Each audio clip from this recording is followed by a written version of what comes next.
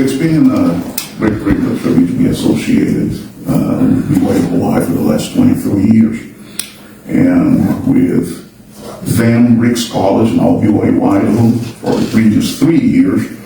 And also as a part-time lecturer at BYU in Provo for another 3 years. And prior to that, we did a few more things as I have listed here. It started in 1976, 47 years ago, as a construction inspector in the subway system in Rio de Janeiro, Brazil. Then I moved to the computer industry and I got trained as a systems analyst, so I built systems and programmed computers. It was a lot of fun. But then, 1990, we came to the United States. I finished my studies, and that's where things didn't work out exactly as I was planning. But before I get ahead of myself, I just want to share with you just a little bit of this, what I call an improbable journey. And then I'll be glad to answer questions that you might have. Now, my daughter Christina is there with my cell phone because it turns out that I have quite a number of former students who want to attend.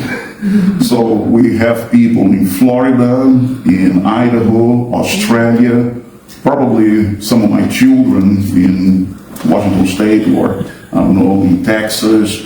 And there may be a few Brazilians also watching this. As I mentioned, I call my journey an improbable journey because, to tell the truth, I never, ever had any inkling or desire or thought to get a doctorate or to become a religion professor. I had taught institute classes in Brazil on and off for about 8 years, but that's about it. It was just a calling then, the church calling, like seminary teachers nowadays. And initially, around the time of these pictures here, and these are pictures from 1974 or 75, I'm not quite sure. This one from 1977 with my parents and my siblings. And this one here was actually June 18, 1978. This picture, this is just a crop from a picture from at the occasion which my father and I received the Aaronic Priesthood and were ordained priests. So this was just a couple of minutes after our ordination. So up to this point here, I had no idea that one day I would get a doctorate, or become a religion professor. No, at this point here, I was into constructions. Later I moved to computers, and that's what I thought my career was going to be. But then, what happened was that I kind of noticed a few interesting things with me during my youth. I have these two pictures here, which are, they portray two significant occasions in my life. This one here was 47 years ago. It was a youth conference. This is Sister Cleusa Remor, my seminary teacher, all my 4 years. And in Rio, these are young men from my ward who were closest to me. In fact, this one here, Victor Silva, years later became one of my companions on my mission. His dad was my young men's president, and years later we were companions on the mission. Gustav Bergquist, he and I were kind of DJs together in state dances. He's an architect today, and his sister, Lillian, younger sister, is a paleontologist and ordnance worker in the Rio de Janeiro temple. And she's a professor at Federal University in Rio de Janeiro. So these are people who, to this day, they still have some kind of a, connection with me, though Victor is on the other side of the veil. But what happened was that this was a youth conference.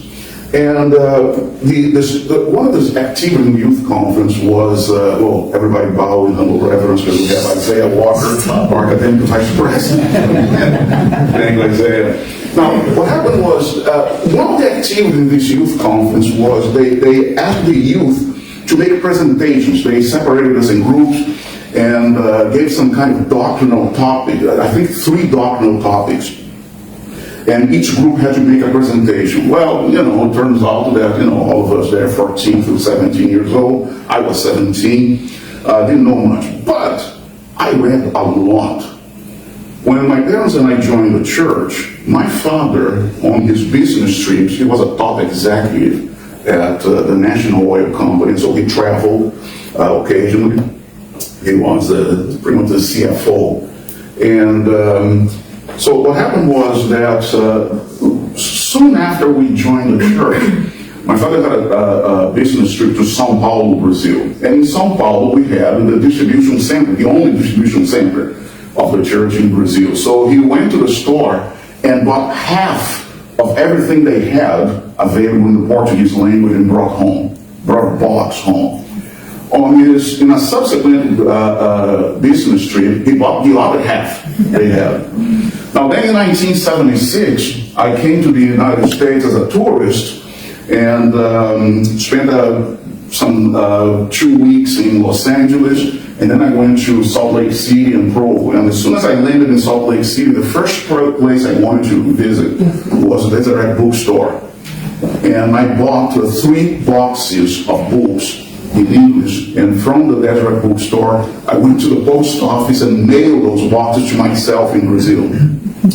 And I read those books, including D.H. Roberts' Comprehensive History of the Church, which one day I was having lunch with Truman Max, and I mentioned that. I said, nobody reads that stuff. Are you crazy? I said, no, it's just that it was there, so I read it, and I paid for it. It was good money, so I read it.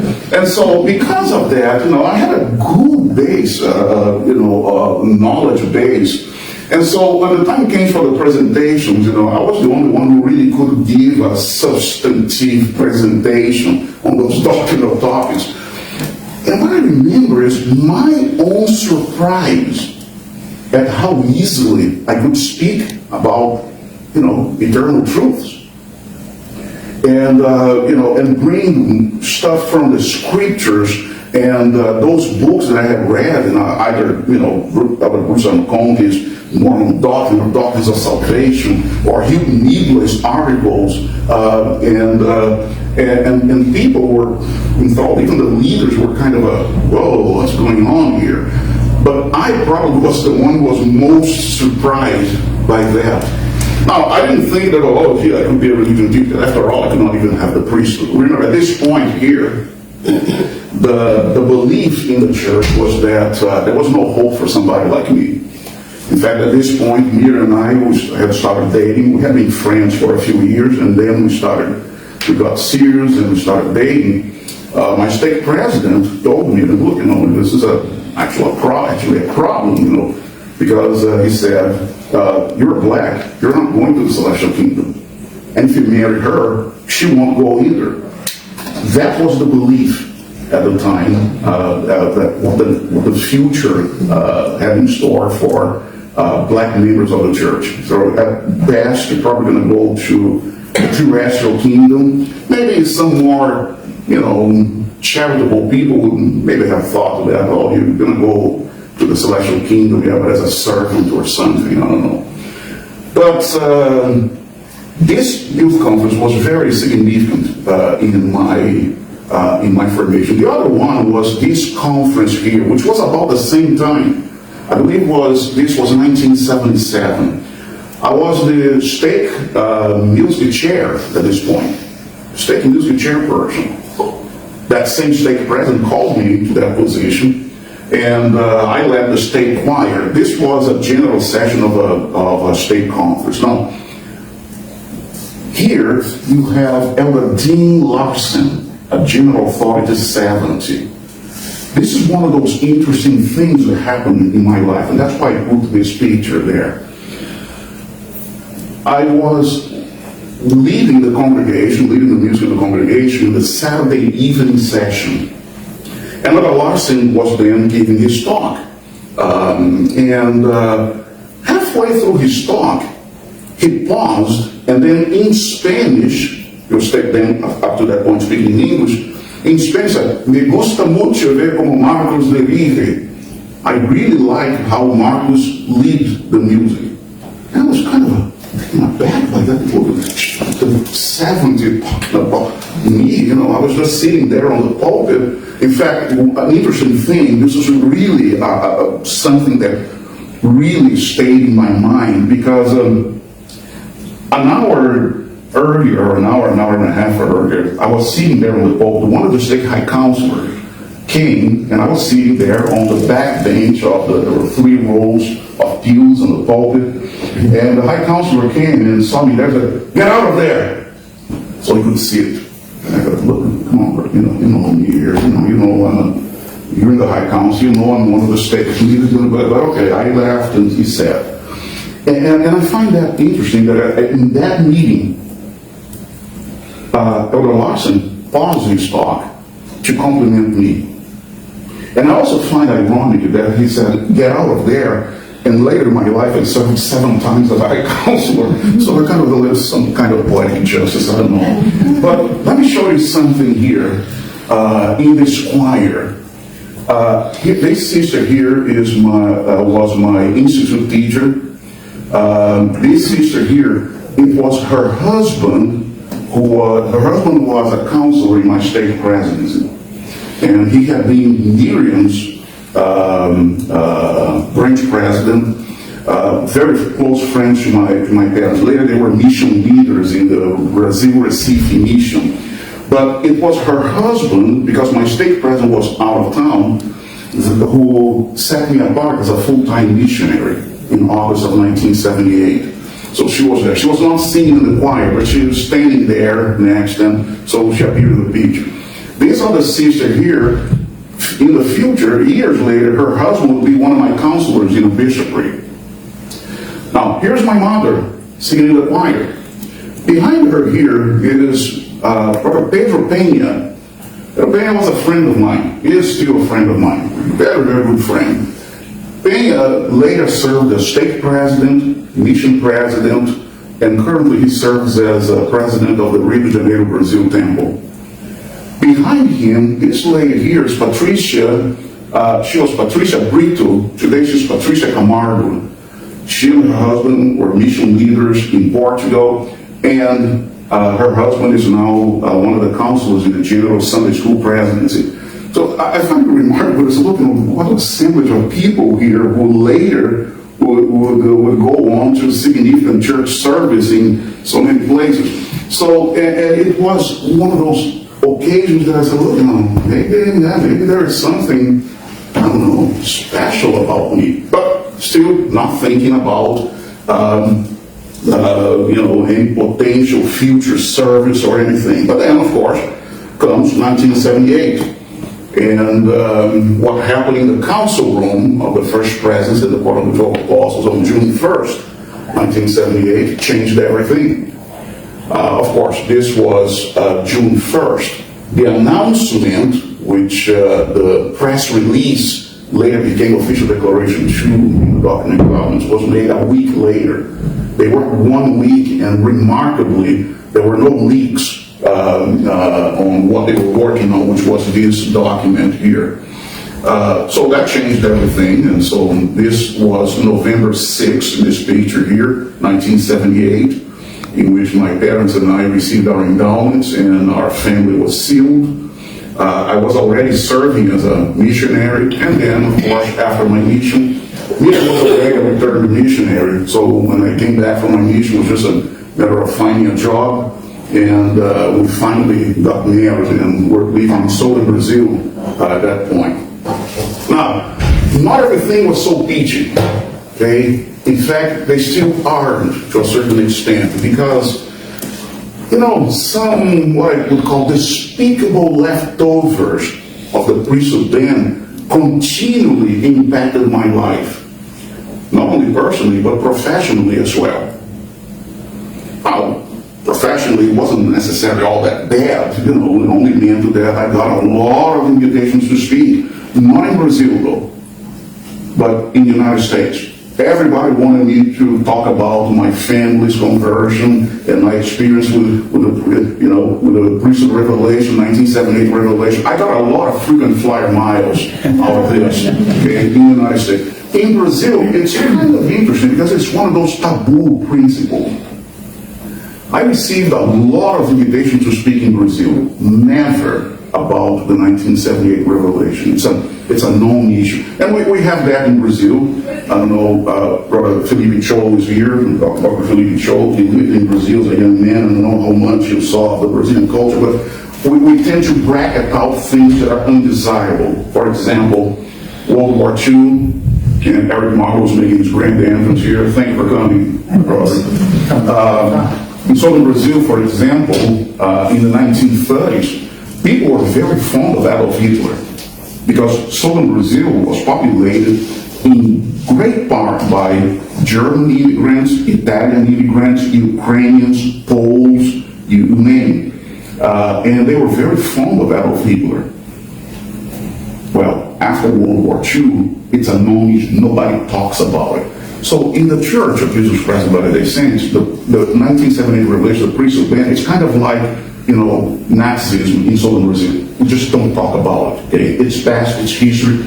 Don't talk about it. I remember when I posted a video 3 years ago, and I had some people who thank you very much for addressing this and so on. There was a video that I made on racism. In fact, 2 videos, one in English, one in Portuguese. It's on my YouTube channel. But I remember one young lady in Brazil, young single adult there, berating me. Why are you doing that? This is old stuff. Don't talk about that. I said, okay, fine. But personally, it impacted me also. Now, my parents and I joined the church because we received a testimony that the church was true, that God did indeed appear to that young man, Joseph Smith, and that his successors were prophets, seers, and revelators. We had no doubts. We had questions, but we had no doubts. And so we stayed in the church. But, I have this picture here so that to give people a sense, what was the big deal about this priesthood ban? What was the big deal? The big deal was this. If you remember the scripture in Isaiah, how beautiful among the mountains are the feet of those who proclaim good tidings. Black members of the church until 1978 did not have beautiful feet upon the mountains because their feet were bound by this priesthood ban. They could not proclaim good tidings. They could not say, thy God reigneth, because he didn't reign in their lives. Look, this is pretty serious stuff. Essentially, we're saying that, well, they cannot have access to the priesthood, therefore no access to temples. And with no access to temples, no access to the blessings of exaltation and eternal life. In other words, the atonement of Jesus Christ would have only a partial effect on people with black African ancestry. That was the problem with the priesthood ban. But I don't think anybody, from everything that I have read, and I have read a lot, even though it was never my favorite topic of research, but people kept asking me to talk about it, so I had to educate myself. That argument that I just made, I don't think that ever came up in any official discussion in Salt Lake City. They said, look, we're saying that the atonement of Jesus Christ is sort of infinite if you are from certain races and nationalities, but not so infinite to other races and nationalities. And that was a huge, huge doctrinal problem. I don't know if this came out in their discussions as the first president quorum, the 12 apostles were discussing, but it doesn't look like. From minutes of meetings of the first presidency with President John Taylor, President Lorenzo Snow, I used to have copies of those minutes in my office right here at BYU-Hawaii, but then some folks in Salt Lake City there found out that I had those copies and they asked me to return them. I said, well, look, I was given this as a gift. Yeah, but the person who gave me the gift didn't have the authority to make gifts from that. So I had a binder, a 3-inch binder, really stuffed with things there, letters, memoranda, and so on. But in none of those things, there was ever any consideration of the doctrinal predicament that priesthood ban caused. So,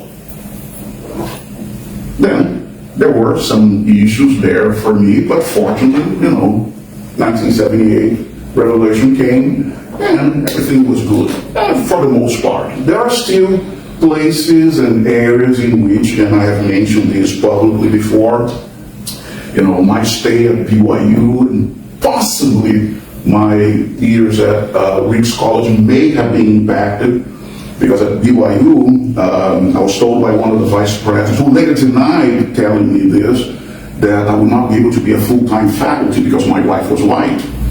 And I met him years later here on this campus, and he denied even having that conversation with me. Okay, fine. The Lord knows. I was pretty happy being here, so it didn't matter to me. At Rick's College, the deal was that they hired me, but I heard through the grapevine that there had been a phone call from somebody south of Idaho telling them don't hire Martinez because it's going to be a problem for you. And maybe this may have been the reason why they gave him continuing factor status, which is equivalent to tenure for those who are watching outside of the church educational system. But at the same time, they said that they were not going to sponsor my residency in the United States, which meant that after 3 years, I was going to be, let go. And so when BYU-Hawaii came, for me it was, well, I'm being saved. The Lord is showing that, look, He has still work for me to do here. And which was great.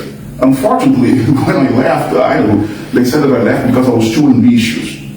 And I thought, well, maybe it's because I applied to be student life vice president while I was there. Because I thought, look, if I make myself very useful and needed at Rick's College, maybe they will want, maybe they'll change their minds and they will want to sponsor me. But they actually interpret that the other way around and said, well, he's too ambitious. And I thought, well, I've been a bishop already, and a lot of experience with youth and so on. But anyway, so despicable leftovers of the priesthood ban. But let's talk about the good things, okay? And there I was at BYU, and these are pictures of me. This was a picture in the BYU newspaper, in the Daily Universe, talking about the experiences of international students. My first Sperry Symposium, I had a presentation there in 1993. Yes, 30 years ago. I'm that old. Then at Rick's College, there were 2 articles in the Scroll, the newspaper at Rick's College back then, featuring me. And here at BYU-Hawaii, there have been a few articles also, but I was too old and too lazy to scan them.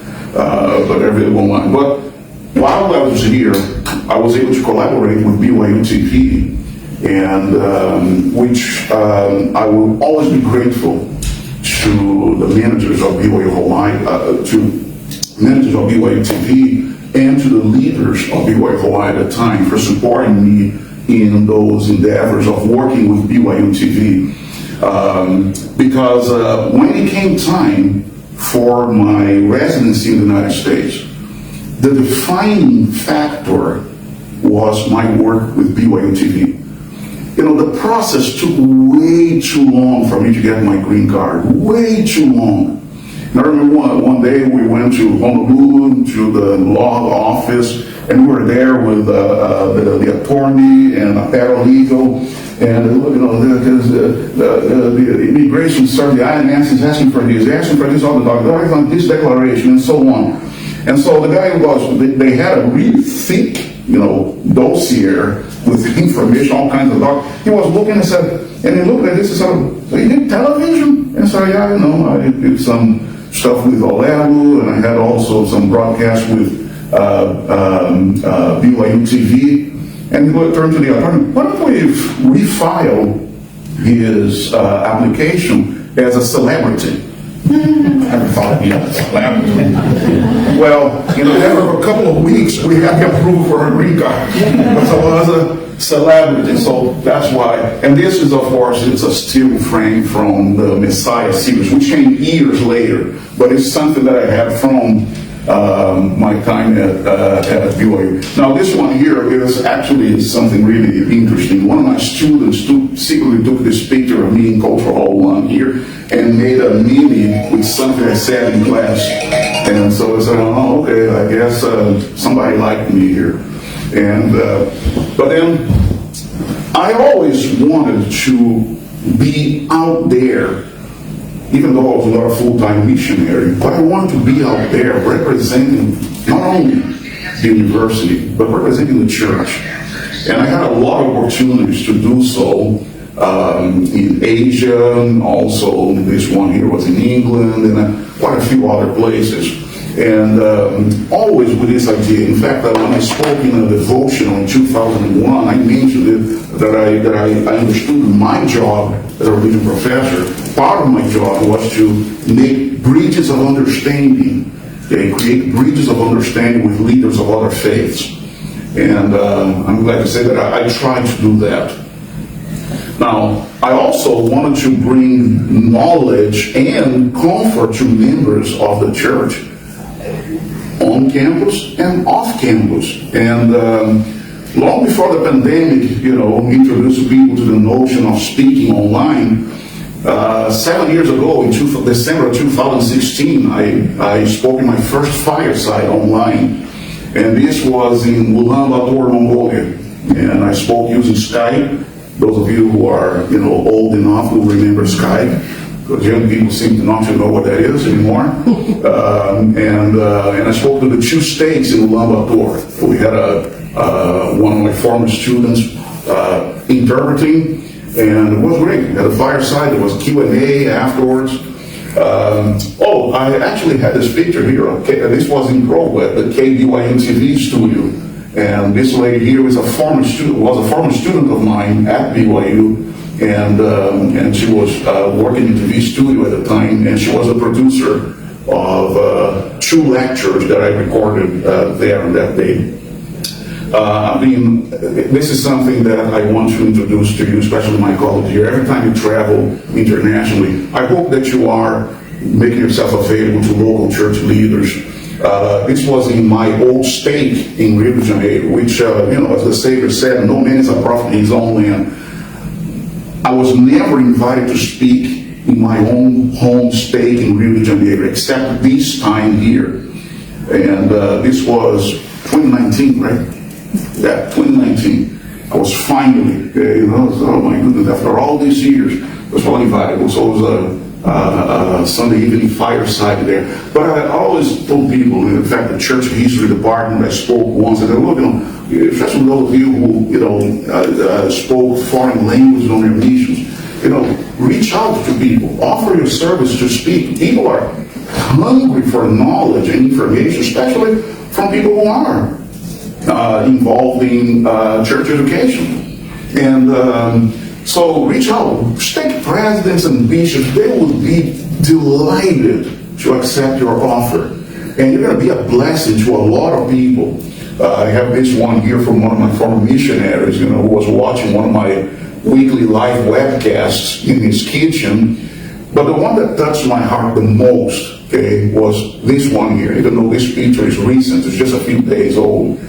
But this is a brother in southeast Brazil who has Lou Gehrig's disease, and he's totally, bedridden, can't speak anymore. But he spends a lot of his time just watching TV. And one of the things he likes to watch are my videos on my YouTube channel.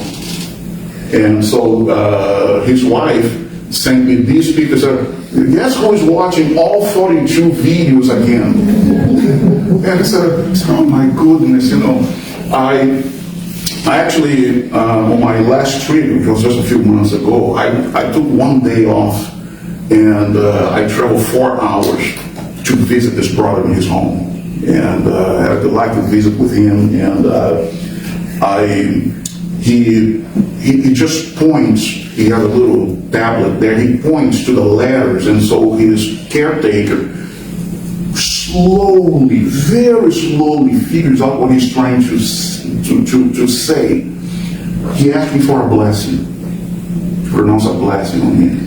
Something that I usually don't do. I tell people, well, look for your ministering brothers, look for your bishop, but I could not deny him. And so I told him, I'll make a deal with you. I'll pronounce a blessing on you if you pronounce a blessing on me. And so I told him, I'm going to lay my head, okay, on your chest. I'm going to put your hands there. When you're done, you think of the blessing. When you're done, just make some kind of, tremble, okay, your hands, and I will know that you're done. And so we did. I was there for a minute or two, and then I felt some. It was okay. There was a blessing. So this is something that I will always have this memory with me. Now, it so happens that the revelation also had, the 1978 revelation also had a great impact on my approach to doctrinal study. And this is one of the confessions that I have to make. I don't take quotations, okay, at face value. I double check everything.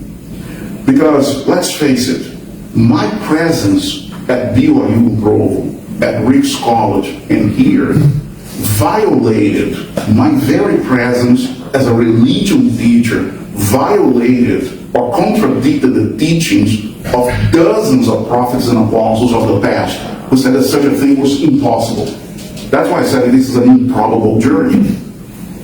Even when I began to teach in January of 1994, there were people, they were kind of that's all right, affirmative action, whatever.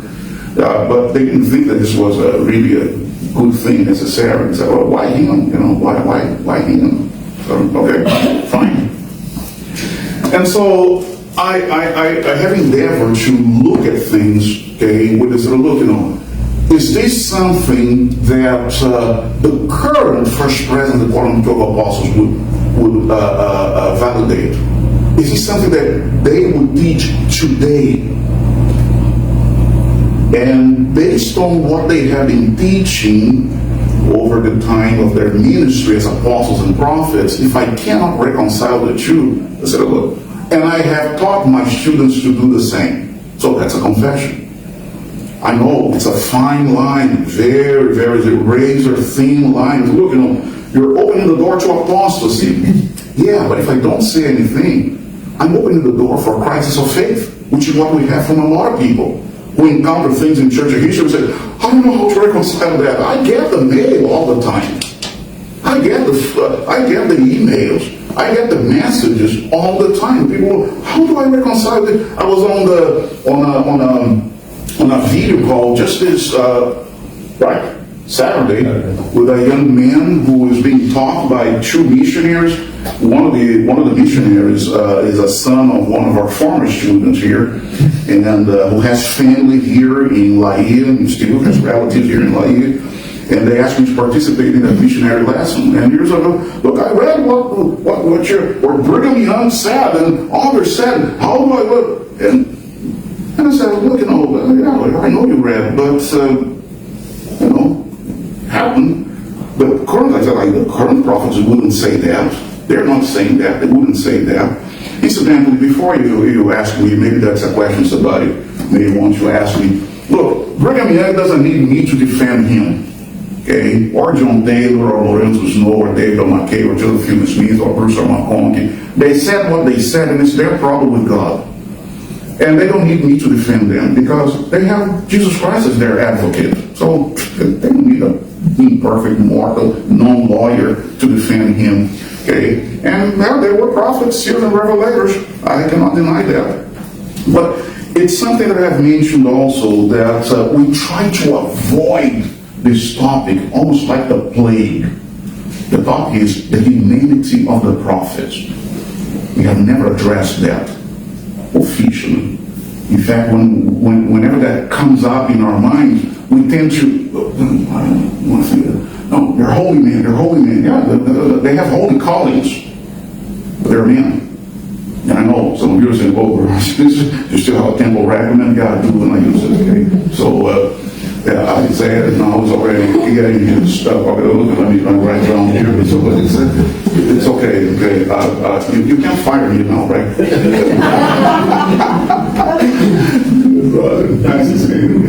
Okay, now, so here's what I've been doing then, based on what I just told you. I have been helping my students come to Jesus Christ at the temple.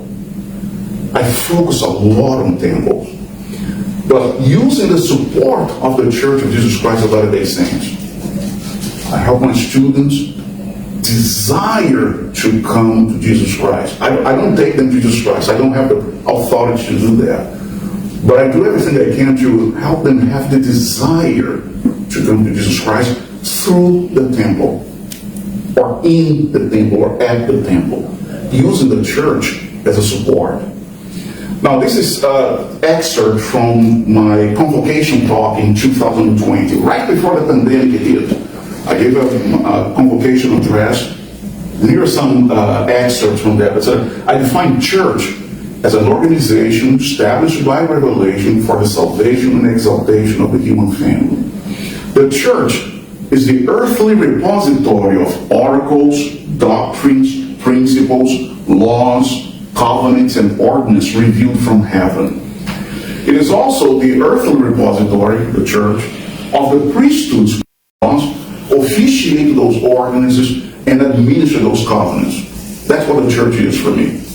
So, absolutely essential organization. But it's not the end in itself. It's a resource.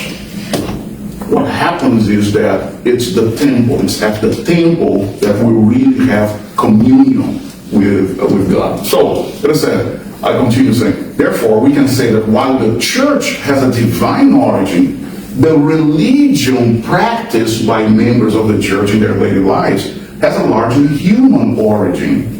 And it can be attributed to a social group with their contact with and understanding of their sacred text and experiences guiding their behavior and worldviews. And this is something that I have spoken a great deal. So understanding of sacred text and the experience that guide their behavior and their worldviews, their cultural views, and so on, perspectives. Now, so, because of that, I strive to teach my students to use their brains when seeking a connection with the power of the Holy Ghost. Remember, the Lord stated in section 8 of the Doctrine and Covenants, I will speak in your mind and in your heart by the Holy Ghost. In section 100 and Helaman chapter 13, he also said that, speak the thoughts that I shall put into your hearts.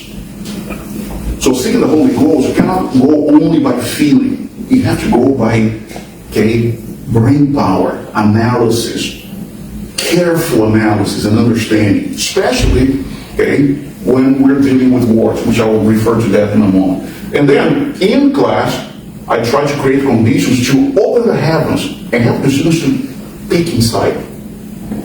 Not always I'm able to do that, but I try what I've been trying. So, I do things such as this to help them, these diagrams. This one from my devotional talk in 2001. This other one here is from a fireside I gave at Stanford University to the Latter-day Saints Student Association at Stanford University in, 2004. 2004, yes. Okay. So what I try to show them, this is how we can, create a typology of what we call the gospel. Doctrines, principles, laws, covenant, ordinance, standards, and folklore. Even though folklore is not part of the gospel, and some of it is not even in agreement with the gospel. But then, when it comes to laws, I created this typology here to account for all the laws in the gospel of Jesus Christ and in the world as well. And that's why we have wicked laws and customs also. Okay? And you have all the stuff on my website if you're curious about it. Okay, so going back to my convocation talk, I said this: nouns, verbs, adjectives, adverbs, and prepositions become tools, like pieces of a jigsaw puzzle in the great school of heavenly matters. Titles, metaphors, and allegories demand intelligent analysis in order to unlock and reveal the eternal truths about God's relationship with and His designs for His children. The quality and durability of our religious practice or our discipleship depends on our understanding of the divine language. The weapons to safeguard our individual faith cannot be deployed in church offices and meeting houses, because the battle for our souls is waged in the innermost recesses of our hearts and minds. Remember, we spend very little time in church, in our meeting houses. Other than those who attend a church university, we go to church on Sunday, that's about it. But the battles are waged in our minds, in our hearts, are constant. And they are waging 7 days. And so we have to help people learn how to address this. And Matt Bowen, of whom I'm a big fan here, rising star, is making his grand entrance. Those of you out there, be sure to invite Matt Bowen to speak to you. Talk to me about it. I'll let you know. Now, as far as opening the heavens, this is what I have in mind. That's another confession that I have to make. Okay? I talk about temples a lot, and I show pretty much everything that we have not made a covenant not to disclose and is available in the church website. I showed it in class several times. I give the students, something that I used to tell my missionaries: look, give them the little candy, show them the candy. Show them. They said, can you smell this? Does it smell good? Do you want some? Okay, go there. Okay, and that's what I do. I show this speech for them. I talk about pretty much everything that can possibly be stated outside of the temple. I speak to them. And those things that they ask me and they can't, I tell them, look, stop me inside the temple and I'll give you the answer there. And some of them do. I've been teaching my students in the Lahia temple for 23 years. Not very many, okay, but occasionally I tell them I don't make appointments. It has to be by a chance encounter, but call me, we'll go to the side there, we'll whisper to each other. And so, but the reason for me is this. This is where we learn the precise nature of our relationship with God and of His grace towards us. It's in the temple. It's not in our meeting. In our meeting houses, what do we have here? It's mostly Aaronic Priesthood stuff. If you think about what we do on Sundays in church, most of it is Aaronic Priesthood. It's ministry of angels, in talks, testimonies, in classes, lessons. It's the sacrament. It's all Aaronic Priesthood stuff. Now, occasionally you have a baby being blessed or setting apart, and then comes Melchizedek Priesthood, but mostly it's Aaronic Priesthood. The Aaronic Priesthood is this, it what allows, it's a priesthood that allows the Melchizedek Priesthood to function, to move. You need these joints here, and some of you know what I'm talking about. We need these joints here to allow our hands to move. And that's the Aaronic Priesthood that makes the hand move and do what it needs to do. Now, so in church we have Aaronic Priesthood stuff. Then we go to the temple and then we find lessons coming from the Melchizedek Priesthood and meetings, ceremonies perhaps. We should use the term ceremonies of the Melchizedek Priesthood. That's why members of the church go, whoa, I went to the temple, whoa, it was so different. Yeah, of course it was different. You're used to Aaronic Priesthood stuff. Now when you find the Melchizedek Priesthood, whoa, it's that proverbial fire hose on you, and you have that little sacrament cup to get the water, okay? And so every one of my students have taken either eternal marriage in the old days, or eternal family, or Doctrine and Covenants 325, or my own course, which I'm very happy to have Dr. Cho here interested in taking up the mantle. My church organization leadership course, which I created here in 2001, thanks again to the administration of the university, allowed me to do that. Every student who taken one of those courses from me had a mini temple preparation seminar from me. They were prepared to go to the temple and receive their endowments. They were prepared to go there and not feel, overwhelmed, because I prepared them as far as was, possible without breaking any covenants, to help them understand. I gave them some keys to understand what was going on there. So that's a confession, okay? And as I said, I've been honored to do that. It's things that I confess. Most of my students had no idea what I was doing. Okay. For example, one day, in fact, I was in my document covenants class, 325, just last week. Yeah, last Tuesday. Last week. And I told them, remember that passage in Nephi said, we're saved by grace, after all we can do. Okay, so I told them, everybody look at me. I was in Cultural Hall 1. Everybody look at me. Are you all looking at me? Yo, get away from the screen there. Look at me. And he said, after all we can do, we are saved by grace. I did this. No. Why did you want us to look at you? But there were others that I noticed that when, okay, that's what I do. Okay, or used to do. You want to fire me now?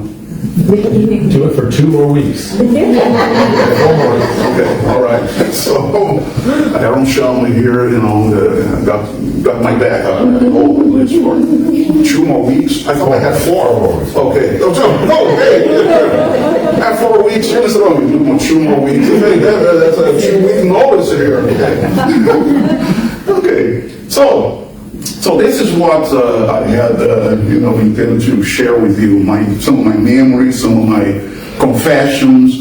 So now I'll be delighted to address any questions for those of you who are not totally hungry and in need of going someplace else. Because actually, this is taking longer than I expected.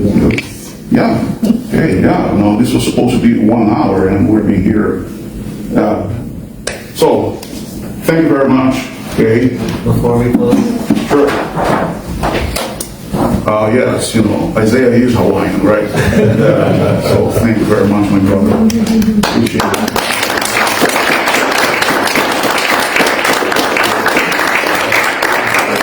I also want to say we met recently and we had conversations about your retirement. He's not been fired. But,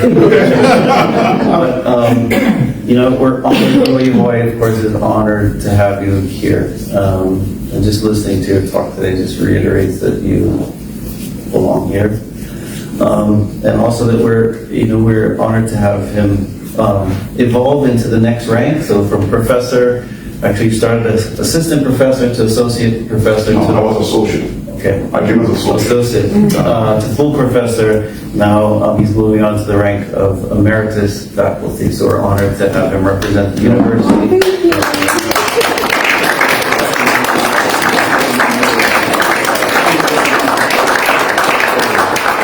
Thank you all. Appreciate it. Okay.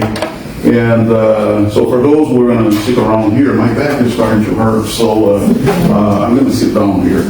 Okay. And, thank you. I have a question, Marcus. Please. Since you've taught for so long, how have students changed over the decades that you've taught, and how did you change your teaching methods to meet the needs of the students? That's probably has been one of the biggest challenges for me, because I have always tried to stay abreast of trends in society. I'm a sociologist, those who don't know, but it's a race, really, to find out, okay, what are the issues? what are the things that are bothering our students. And of course, at BYU-Hawaii, not only you have the trends in society in the United States, but you have trends in many other societies, okay, around the world, in many cultures. And then on top of that, we have trends in this other dimension of reality called cyberspace. And it's a race to find out how do we address this? How do we, from simple things like how do we incorporate cell phones? Because they can't get away from those phones. And so to just prohibit the phones, it was not going to be effective. Because let's face it, okay? Some of us go to meetings, okay, and we can't get away from our phones. We're there, I was a member of strategic planning committee, academic planning committee, promotion review committee, fact advisory council, or the chair of the FAC, and we were there, and people were there, during the meetings. That's what I'm looking at. If we professionals do that, why are we bad-mouthing our students when they do that? So we got to find ways to incorporate that, and. So that's just one of the things, for example. But finding out what's going on in society. What are the issues that they are facing? What is life all about for them? It's very easy for them to tell, no, you just go. Let me tell you where I'm coming from. When I was at the MBA in Provo, I remember having those entrepreneur lecture series. They would bring this high-powered, executives. In fact, it was not entrepreneur. They called it something else. But anyway, they'd bring these CEOs and CFOs, whatever, from multinational corporations who were members of the church, okay, to speak. And invariably, okay, the young men and women there, single adults, there, the MBA program, they would ask, how do you balance your professional life with, your family responsibilities and church responsibilities? And I remember sitting there listening to this guy say, oh, no, you just balance. You do what you need to do. And blah, blah, blah, blah. And I remember sitting there and said, this guy don't know what they're talking about. So first of all, they have advisors, they have secretaries. It's easy for them to say, oh, just balance things, reserve some time, programming, schedule things. It's very easy. But when you don't have secretaries, when you don't have advisors, it's you and you alone, and you have to cook and do your laundry and everything, and you have multiple professors, throwing inhuman amounts of homework on you. That's a different thing. And so I always try to be sensitive to that. And so one of the things, for example, that I did was, I lightened the load for my students. I have assignments, but it's not a whole lot. And so this is something that's been constant. For the longest time now, I have not even asked them to, back then we would ask them to purchase books and so on. I don't do that. I haven't done that here at all. Everything I post online. If I cannot post online, I don't assign. And so, trying to find out what's going on in their lives, in their world. Yes, please. So we have a black son-in-law, and one of the things that he really struggles with is he doesn't see how the church can be treated. He doesn't believe that the 1978 revelation was really revelation. He believes that was just social pressure, and so that's behind everything. He just doesn't really believe that. He's on high council, state high council, but he just doesn't quite believe the church is true. I don't know. Well, it's okay. So what do you? I don't know. Is there anything? Well, there's not. I can't tell you anything anyway, but it maybe help me understand how to help him. I don't know. Does he want help? He's in a high council. He should be helping others. Right, and he's an amazing person. Okay. He just doesn't. I don't know. I just feel so bad, and it's affecting honestly how how he interacts with his wife, his children, his, Yes. I can see if this together doesn't get resolved, there'll be a problem when these children decide to serve missions, for example. Because let's face it, this is very, very problematic. That's why I mentioned before, there were some effects here that are exceptionally problematic. Remember, not only we had all those, pseudo explanations for the existence of the band, blacks were less faithful in the pre-existence, less valiant, whatever. That thing became enshrined in the church. When they were saying that in the backyard or over a barbecue, that was one thing. But when those brothers were, speaking about that, speculating about that in the backyard, it became general authorities. People heard them and they said, well, it must be official. And then that generation died, and the next generation came, and this is what you find in our literature. I mean, the literature that I used to have, the Church History Department asked me to send back. They said, the brethren of the past have already considered this question, so we don't feel that there is anything else we need to discuss. Well, the brethren of the past had not considered this. They had just restated somebody's speculation. And worse, we sent our missionaries, generations of full-time missionaries, to teach this as if it had been the mind and will of the Lord. I received those lessons. And look, I cannot point finger at them, because when I was a recent convert, I went out with the missionaries and bore my testimony that yes, I was cursed in the pre-existence, and that's why I cannot have the priesthood. That's a revelation from God. I bore my testimony that it was true. So I cannot point the finger at anybody, because I myself went there and said the same thing. Now then you say, well, look at you, and how could you be? See now why this is an improbable journey? Well, it's very simple, sister. Actually, it's very, very simple. Just go back to the basics. What kept the Martins family active in the Church of Jesus Christ of Latter-day Saints? A testimony. Testimony of what? A testimony of prophets. A testimony that Joseph Smith was a prophet. How we gain a testimony? The Book of Mormon is the key.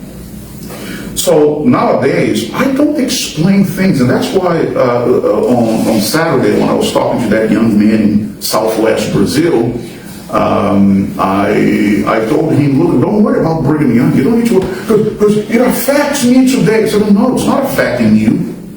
I wanted God to speak to me. Instead, God sent two of his messengers. They're sitting right in front of you there. God is speaking to you, and he's telling you that he has a plan of happiness for you. Now, in order for you to find out that this is true, you have to read the Book of Mormon and pray about it. Once one has a testimony that the Book of Mormon is true, things don't fall completely into place, but at least the dust settles. And at that point, that testimony will be sufficient for people to say, as I have been saying for many years, I have many questions, but I don't have any doubts. So I cannot explain this. Simply can't. In fact, what I tell people when they press me and I say, look, the more you dig into this, the worse it gets. To the point of, you get Brother Elijah Abel, there's a very recent book by Professor Paul Reed from the University of Utah. In fact, I happened to be in Utah when they were launching the book, and he signed my copy. It was painful. He said it was painful for me to write this, because you had Brother Elijah Abel having an interview with an apostle, showed the apostle his certificate of ordination as a 70. The apostle saw the certificate, and at that time the apostle set Brother Abel apart, and he was had a black African ancestry, set him apart to serve his third full-time mission. Years later, that apostle denied that Elijah ever had in the priesthood. So if he was ordained, that revelation was null and void, even though decades earlier, he had set him apart as a full-time missionary. And he saw the certificate signed by Joseph Smith, certifying that Elijah Abel had been ordained as such. The more you dig, the worse it gets. What can keep me? Testimony. So if I don't feed my testimony with the basics, and primarily the Book of Mormon, okay, you would see me at the beach on Sunday. So wonderful, wonderful. Thank you very much for your question. So just encourage him to reread the Book of Mormon. I read the Book of Mormon. I'll read it again. Now remember, not all of us. One of the things I've been saying for many years is this. In our congregations, we have what I call the Nephi and Sam continuum among the active members of the church. Okay, you have Nephi and Sam. Nephi is having all these wonderful manifestations, spiritual manifestations, visions, ministration of angels. Sam, one of his older brothers, apparently, as far as we can tell from the record, he was not. But whenever Nephi had some kind of instruction, divine manifestation, he would tell Sam, and Sam would believe. A lot of our members of the church are like Sam. They don't feel, they don't see, they don't have this powerful testimonies, but they believe. And according to Lehi, when Lehi blessed his posterity, he said, you're going to have eternal life. And so this is it. Some of us will have questions for the rest of our lives, but we will believe and we'll continue faithful. And this brother apparently is already doing something that many others have failed to do. So congratulate him for me. Yes? I have a question. Wait, no, weren't you leaving? You're going to a meeting here? This is way too important. Okay, all right.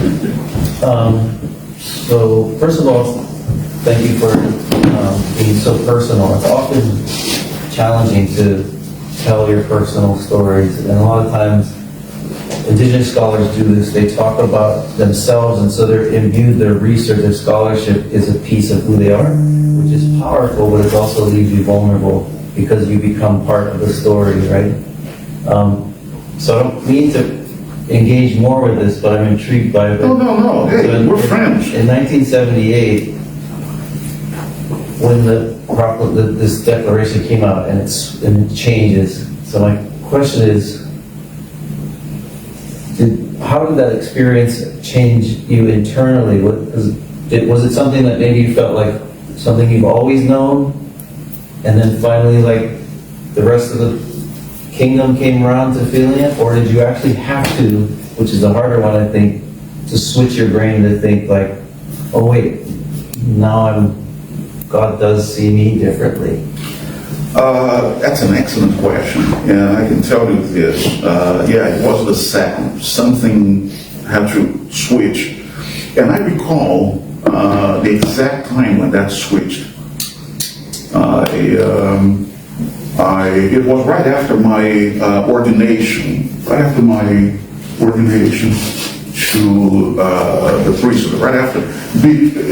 I received the Aaronic Priesthood on June 18th with my father, and then the following week, June 25th, we received the Melchizedek Priesthood and ordained elders. In that week, I went to her home, Mira's home. She lived in the city of Petropolis, which is in the mountains, just an hour drive from Rio, an hour drive. And on the way back, as I was driving down the mountain, I remember there was a drizzle coming, and suddenly I had this thought and said, oh, my goodness, I'm a priest now. And there was some kind of scenic area there, so I got off the freeway, stopped at that scenic area, got out of my car, and I prayed. And I asked God to bless me now that I'm a priest. I remember being in that very light rain outside of my car, that night and prayed God's blessing, because this was something that I could not even dream of such things. I could not dream of serving mission. I could not dream of, what people would say, people that were even more charitable than those would think that we would be servants in the celestial kingdom would say, no, Brigham Young said the blacks will receive the priesthood, but then people would add, well, it's probably going to be in the millennium, or maybe the week before the millennium. In fact, my first thought was, who's the second coming next week? It's so cute. I should have some things to figure out here, okay? Really, I got scared when the announcement came, because I wasn't expecting that until the millennium. So there are a lot of things that were not on my radar screen at all. I could not even dream of such a thing, and I never did. I never allowed my heart to think of such things. And now, suddenly I had to. And of course, I was engaged to be married. Mira was a returned missionary, and we had a wedding already scheduled for August of 1978. And now here we have my state president challenging me to postpone the wedding and go on a mission. Now, talk about this, switching themes and having to reevaluate and so. And it took me quite a while to reevaluate. It was only 3 weeks before the wedding that I decided, okay, I'm going to go on a mission. So yeah, there were some. Now, as far as the opening up, you see, here's the thing. This was never a topic of formal research for me. My research is on temple ordinances and symbolism. And also, my secondary topic is the influence of religion on society and influence of society on religions. So I talk about, religion and violence, religion and terrorism, transnational, migratory movements and so on. These are the things that I'm really interested in. And the influence of technological advancements on religious practices, especially on the administrative level of religious organizations. This is what I do research. But because people kept, flying me places to speak about my family's history, my experience with 1970 religion, I had to become acquainted with everything. I had to study this, even though it was reluctant. But I'm glad for those frequent flyer miles, that benefited me a great deal. Okay? And I had a chance to meet wonderful people all over the place and bear my testimony. It's been great. I can't complain. So no, I'm here, okay, with you. You're my friends here. We're colleagues. We're friends, and I have all these gray hairs. If I don't speak out now, one of these days I'm going to be, I'm going to get my mission call, my permanent mission call, and then I'm going to be on the other side of the veil. I could have said this. I could have mentioned that. I could have disclosed. No. I didn't tell everything. If you don't like what I said, you'll say, well, yeah, he's gray hair, he's probably senile, and I'll just forget it. Blame it on the senility. That's a good thing. Okay. But I enjoy getting old. No, I don't. With the chronic back pain, I don't. That's why I'm sitting down here, because it's hurting. But anyway, well, if nothing else, thank you again. Appreciate it.